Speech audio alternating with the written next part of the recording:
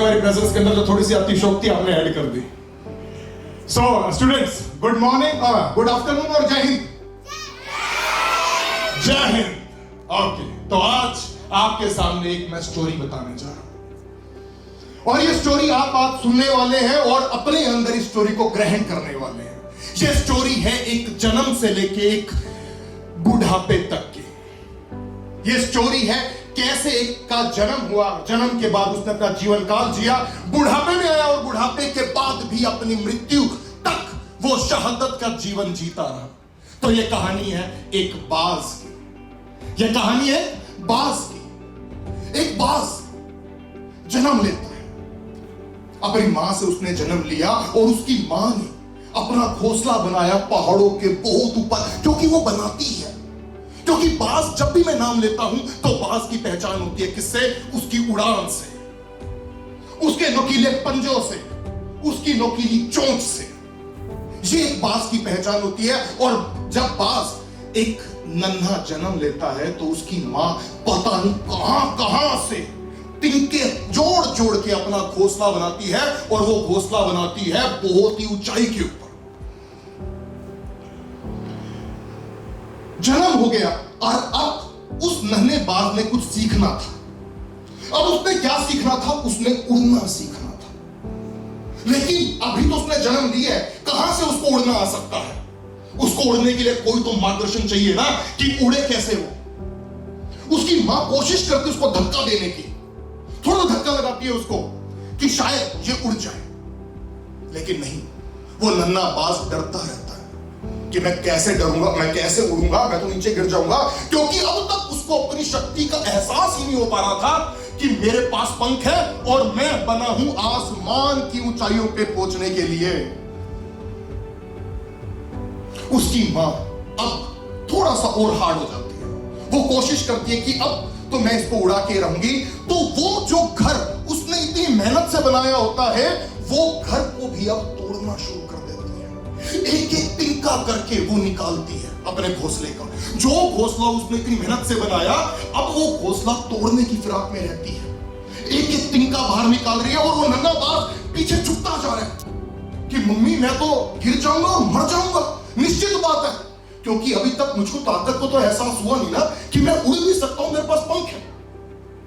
वो आधा घोंसला तोड़ देती है उसकी मां और वो नन्हा बाज पीछे दुबक्के हो जाता है और दुबक्के रह जाता है पीछे। मां को फिर भी चैन नहीं आया, क्योंकि मां ने तो उसको उड़ता हुआ देखना है।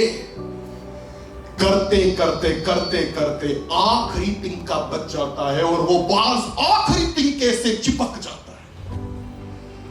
और अंत के अंदर वो आखिरी तिनका भी उसकी मां अपने घर का तोड़ देती है और सीधा बच्चा कितने ही किलोमीटर ऊंचाई के ऊपर वो घोंसला बनाती है, सीधा वो नीचे गिरता है, लड़खड़ाता हुआ, बेखड़ाता हुआ।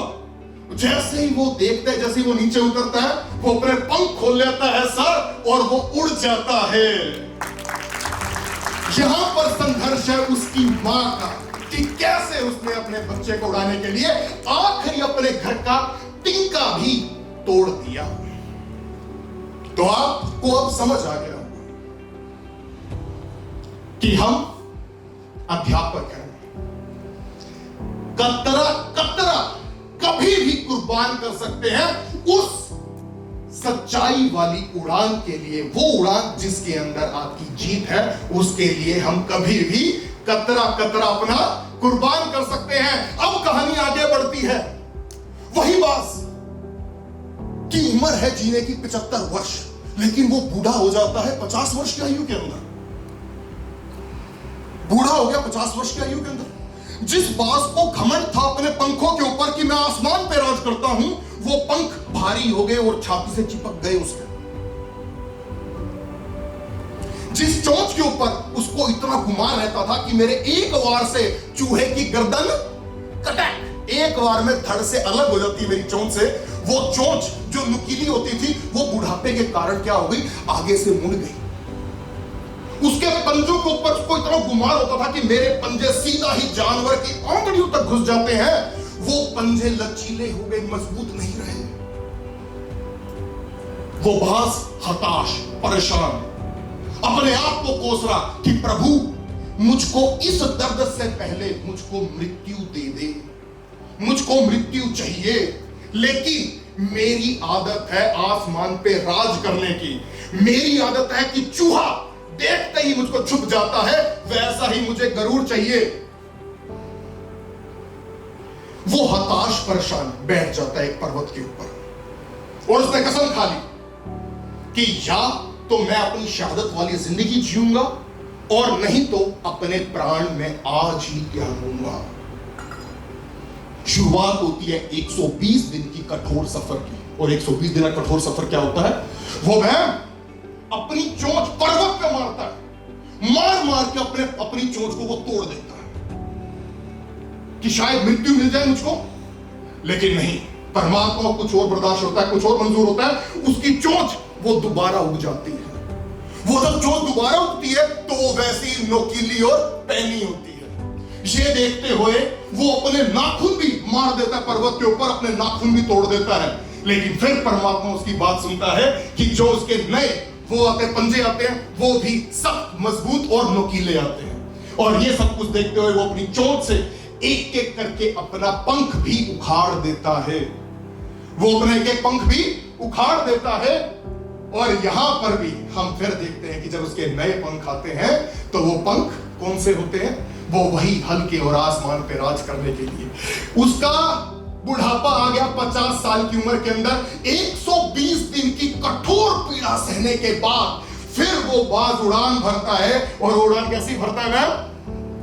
फिर वही वाली उड़ान जो आसमान के ऊपर राज करे, क्योंकि उसकी तकदीर ने उसको यह बता रखा है कि you are born to be, you are born to be, चलो, you are born to be, yes, you are born to be fly. तो आज मुझको वो कॉन्फिडेंस चाहिए, और वो कॉन्फिडेंस मुझे कैसे मिलेगा? जब मेरे साथ आज वो पर्सनैलिटीज यहां पे खड़ी होंगी। निसंकोच, यहां पे हर पर्सनैलिटी अपने आप के अंदर डायमंड है, लेकिन आज कुछ बस मैं अपने कॉन्फिडेंस के लिए उनको बुलाने वाला हूं। और मैं बुलाने वाला हूं ताकि मैम जो मेरे आखिरी स्वर है उस कॉन्फिडेंस के अंदर मेरी छाती चौड़ी हो जाए। तो सबसे पहले मैं नाम लूंगा किनका, जो इस बार के डायमंड टीचर्स थे। Himani ma'am, Priyanka ma'am, please जल्दी से स्टेज पे आ जाइए। Give a big hand. Anusha ma'am, Shilpa ma'am, please stage के ऊपर आइए।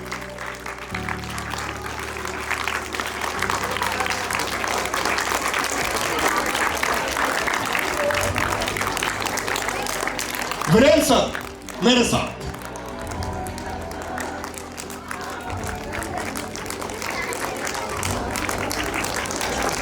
Okay, please have a seat, please have a seat. Students, ये इतने साधारण से चेहरे,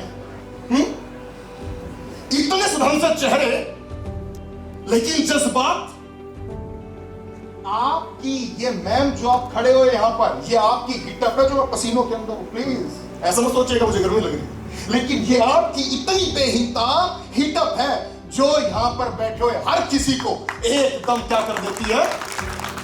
ऊर्जा से भर देती है। तो आज उसी ऊर्जा का प्रमाण हम देंगे, लेकिन आज हमारे शब्द अलग होंगे। और वो हमारे शब्द क्या होंगे? कि ये जंग हमने शुरू नहीं करी, but we will bloody hell finish it up. So hold the Josh. Hold the Josh. Hold the Josh. Vande. Vande. जय हिंद। औरत के अंदर भारत माता की। Thank you.